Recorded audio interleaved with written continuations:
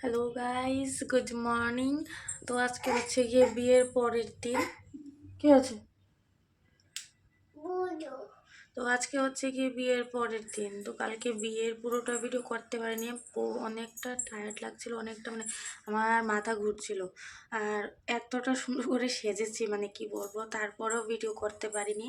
Baby কুল থেকে নামতেই চাচ্ছিল না। তাই ওর পাপা যখন এসেছিলো ওর পাপার কোলে দিয়ে রেখেছিলাম, বাট তবুও ওর ঘুম পেয়ে গিয়েছিল। তো বিয়ে শেষ হতে হতে 12:30 বেজে গিয়েছিল।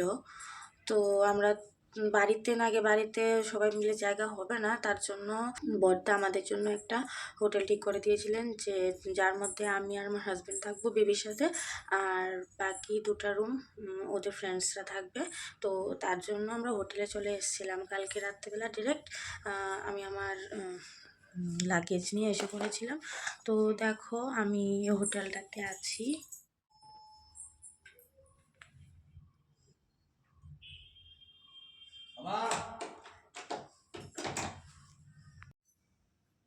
এটা হচ্ছে বাথরুম, এদিকে হচ্ছে বেসিন। তাড়াহুড়োর মধ্যে খুবই হোটেলটা ভালো, একদমই শান্তিতে আমি ঘুমোতে পেরেছি। কি বলবো, ঘুম হয়নি আর আমার মাথা এত ঘুরছিল। আর এটা হচ্ছে কাবার্ড, আমি তো ভাবছি কি এখানে আমি থেকে যাই, আমি এখানেই সেটেল হয়ে যাই। আমার খুবই ভালো লাগছে এই রুমটা,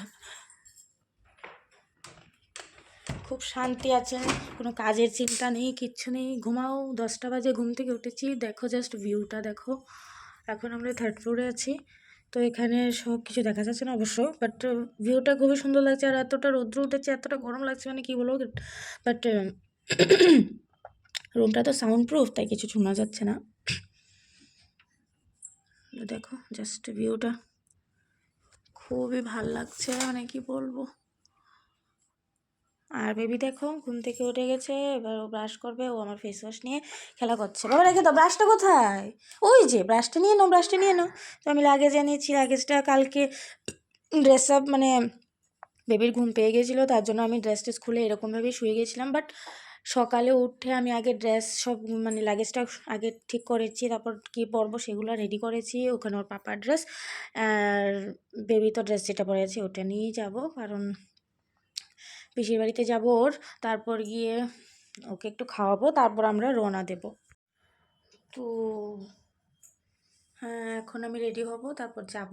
তো বিয়ের ব্লগটা তো কিছু করতে পারিনি। তো যাই হোক, কেমন লেগেছে তোমাদের অবশ্যই বলবে, অবশ্যই কমেন্টে জানাবে। আর সবাই পাশে থেকে।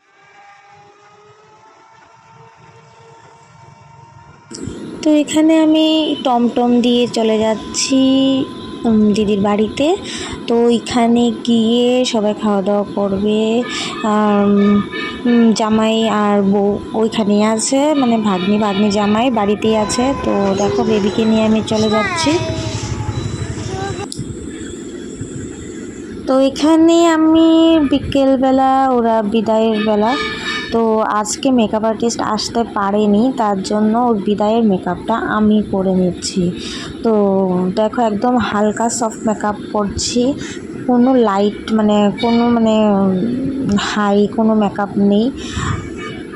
ওর আইশ্যাডোটা লাগাচ্ছিলাম, ওর আইশ্যাডো হালকা লাগিয়েছি। তারপর চুলটাও রেডি করে নিয়েছিলাম একদম সিম্পলভাবে।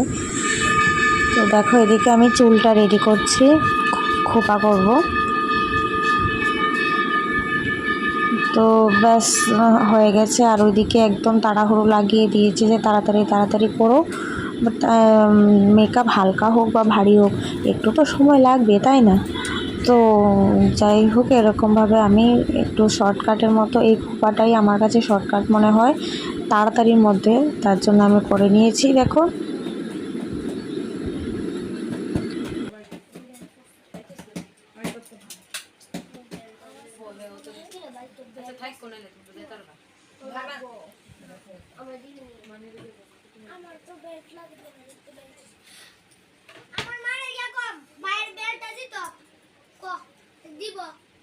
তুই ইয়ে করতেছিস না, আমি একটু খুশি আমার কাছে কেউ বললাম আমি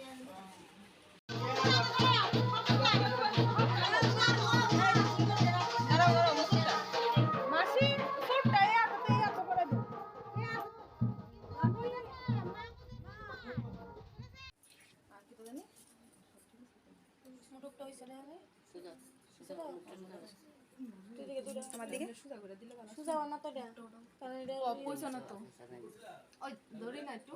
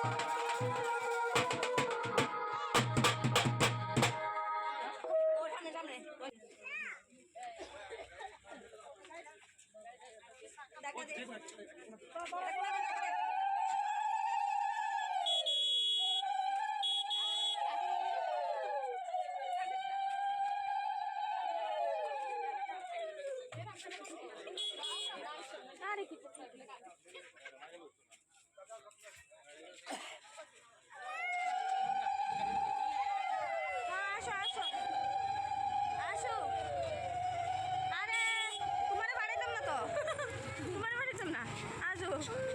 ওই শেষ শেষ, চলো।